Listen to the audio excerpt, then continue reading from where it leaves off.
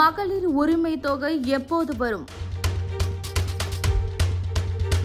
பெண்களுக்கு good news, முதல்வர் அதிரடி அறிவிப்பு.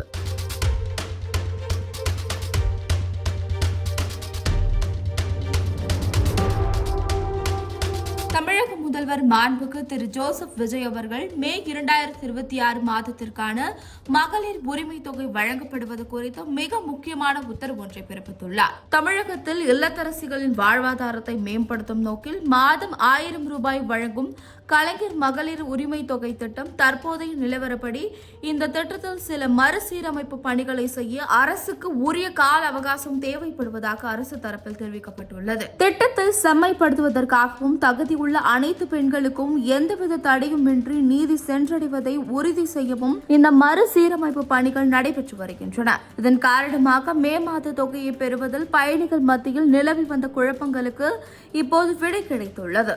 முதல்வரின் நேரடி உத்தரவின்படி மே 2026 உரிமை தொகை பயனாளிகளின் வங்கி கணக்குகளில் மிக விரைவில் நேரடியாக வரவு வைக்கப்படும். இதற்கான பணிகள் தற்போது போர்க்கால அடிப்படையில் நடைபெற்று வருகின்றன.